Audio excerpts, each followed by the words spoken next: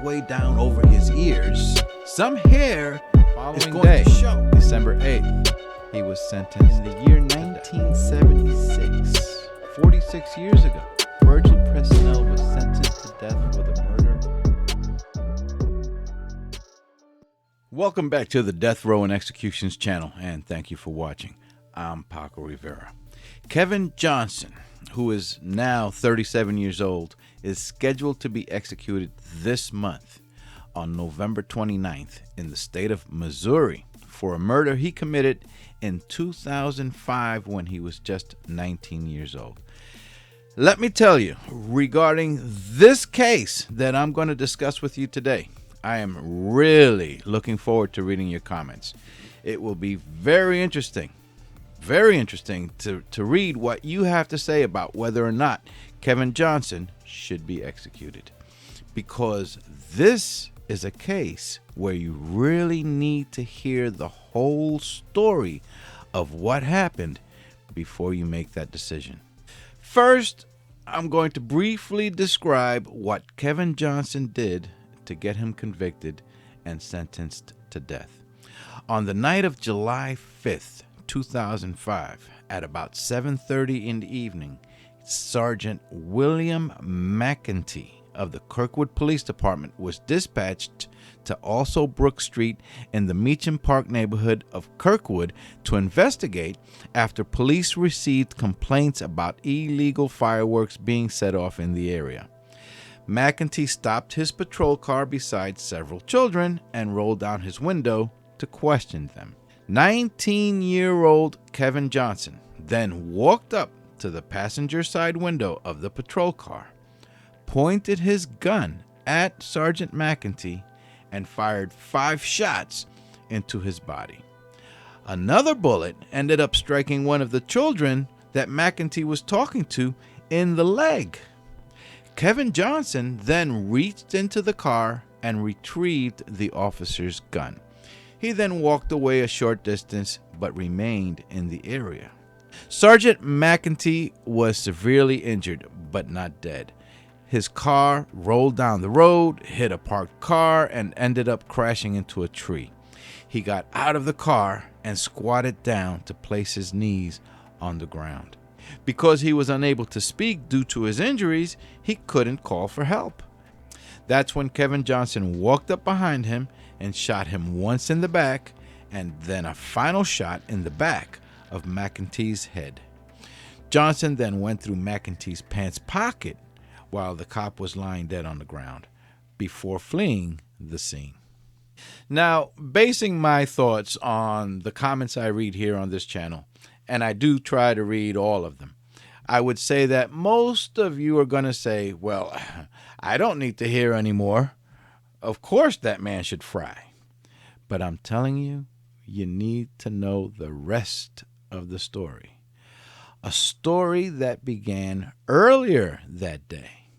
And after hearing this story, you might decide that Kevin Johnson still deserves the ultimate punishment, death by lethal injection, or you might change your mind and say he should never go free, but not be put to death.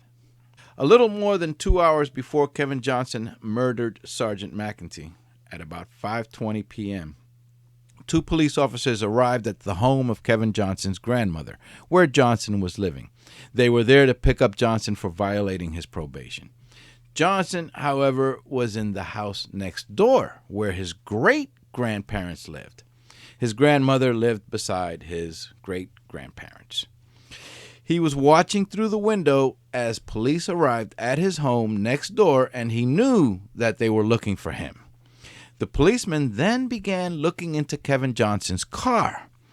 Johnson got worried that they might confiscate the vehicle, so he woke up his little brother, Bam Bam, who happened to be sleeping in that house, and gave him the keys to his car. Johnson told his little brother to hurry over to the other house and give Grandma the keys, and to tell Grandma to go tell the police that she is the one driving that car. Joseph Long, who was 12 years old and was known to everyone as Bam Bam, suffered much of his young life from a chronic heart condition that he was born with. 3 days after he was born, his heart was operated on, but a defective heart remained throughout his young life. During a recent jailhouse interview from death row, Johnson would say that his mother was heavily addicted to drugs and had continued using drugs during her pregnancy with Bam Bam, implying how that may have been a factor with Bam Bam's heart condition. Bam Bam was a half-brother, a birth that happened while Kevin Johnson's father was in prison serving a 20-year sentence for second-degree murder. By all accounts, Kevin Johnson adored his little brother Bam Bam and took on the role of helping to care for him. Kevin Johnson would later say how he remembers running home from school each day so that he could hurry and spend more time with Bam Bam. Bam Bam rushed the car keys over to the grandmother as instructed, and a few moments later the grandmother rushed out the door with keys in hand and told police, "I'm the one driving this car." While the grandmother was outside talking to police who were questioning her, other family members in the home shouted out to her that Bam Bam is having a seizure and has collapsed on the living room floor. Reports from the family would later indicate that the grandmother ran into the house and the two policemen walked slowly in behind her until they were both also inside. One of the officers radioed for paramedics. Once inside the house and apparently afraid of being ambushed by the man they were looking for, they made the decision to clear the house before attending to the boy. Following police protocol, they forced everyone to evacuate and wait outside, including one family member who was giving Bam Bam CPR. The two cops then spent the next few minutes of precious time needed to continue CPR on Bam Bam by searching every room in the house. As the family would later describe the situation, they had said those officers walked past Bam Bam lying on the floor unattended, practically stepping over the young boy while conducting their search. Kevin Johnson, still next door and watching everything that was going on through a window, was aware that Bam Bam was experiencing a serious medical condition. Johnson, who would later testify on his own behalf during his trial, had said that he could see through windows of the other home that the officers were walking around the house, and he knew that they were looking for him. And he was wondering why Bam Bam was not getting the attention he needed. At that point, he began to get very emotional and very angry. He watched as other police officers soon arrived outside the other house. One was Sergeant William McEntee, who took position on the porch at the doorway. Kevin Johnson then saw his mother, Bam Bam's mother, arrive, and she was in a panic. She tried to rush into the house to attend to her son, but Sergeant William McEntee stopped her from going in. And when she insisted that she needed to provide help to her son and tried to get inside, McEntee stretched out his arm and shoved her, practically knocking her off the porch. Kevin Johnson would say that when he saw that, he flew into a rage. Police would say that when the search of the home was completed, they attended to the young boy as best they could until paramedics got there, and that they decided to suspend the search for Kevin Johnson. Kevin Johnson watched as an ambulance arrived on the scene. Paramedics went inside, and a short time later, he saw his little brother being wheeled out on a gurney back to the ambulance. He said his little brother's feet were just dangling from the gurney, and he knew at that moment that his brother was dead. And that's when he snapped. Bam Bam was pronounced dead at St. John's Hospital in St. Louis a short time later of heart failure. The family would say in so many words that the distressing element and terrifying situation of police arriving at the home, concern about his big brother being taken to jail, about the car being confiscated, and rushing the keys to his grandmother is what resulted in Bam Bam having a seizure and collapsing. And that if medical attention had not been delayed, Bam Bam could have been saved.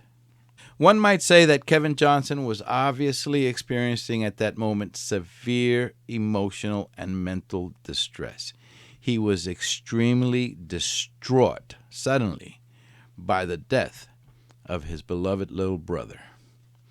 2 hours later, when Sergeant McEntee arrived in the neighborhood to investigate the fireworks matter, Kevin Johnson had retrieved a gun from his car and pointed it at the officer. Before shooting 5 times, he had yelled out at Sergeant McEntee, "You killed my brother." Kevin Johnson then went into hiding by staying at his father's home. Several days later, after police learned of his location, he was contacted and Johnson voluntarily turned himself in. While Kevin Johnson had gotten himself into some trouble as a teen with some misdemeanor criminal activity in the past, there is no indication that he was ever extremely violent.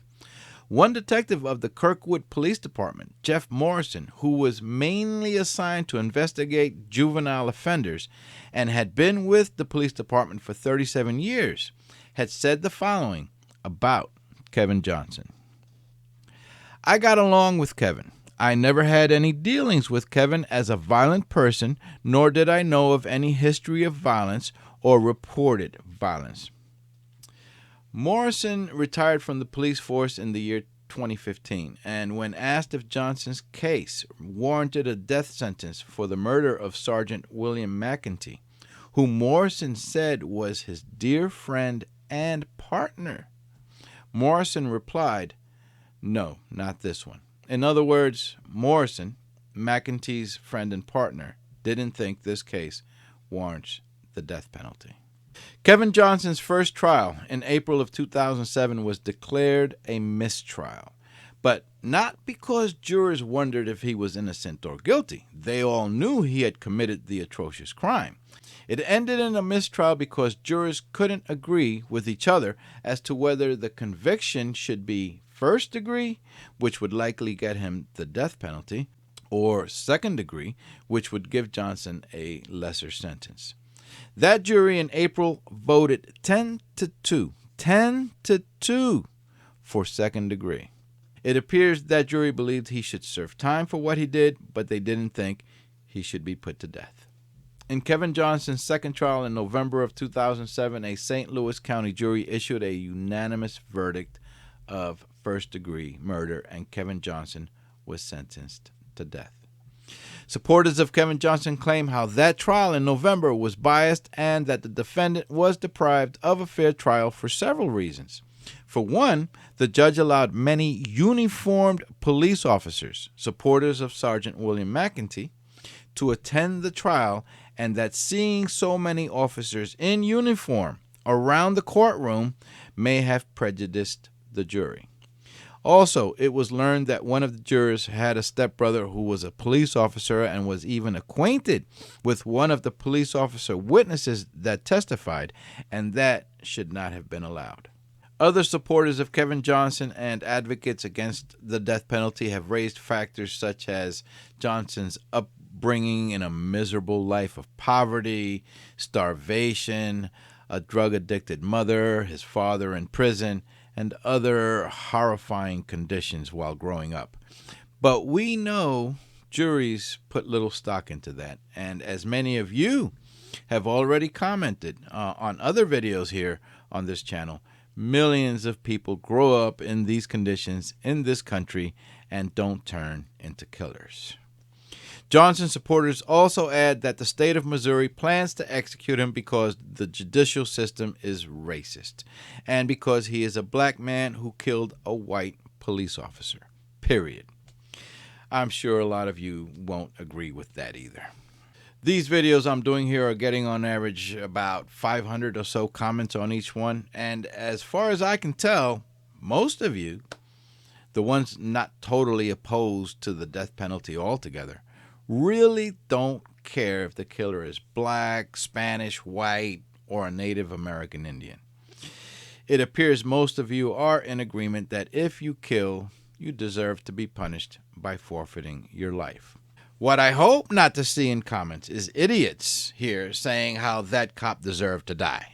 I'm a big believer in free speech, and you can say whatever you want, but I will ignore that, as everyone should. Don't even reply to it.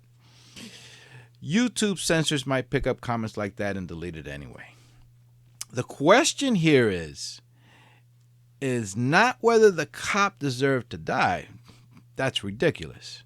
The question is whether a 19-year-old boy with no history of extreme violence one day snapped when he had it dead set in his mind that a cop allowed his 12-year-old little brother to die, and then became, in a few moments, the judge, jury, and executioner of that cop. The question is if Kevin Johnson deserves the death penalty in this case. Sergeant William McEntee was survived by his wife, a daughter, and 2 sons. In Kirkwood, McEntee Memorial Park was named in his honor. So tell us what you think. Should Kevin Johnson die? If all executions here in the United States are carried out as planned this month, there will have been 6 executions in the month of November alone. A busy month. If you would like to see more of these death row stories, please subscribe so that you are alerted when the next one comes out. I'm Paco Rivera. Bye for now.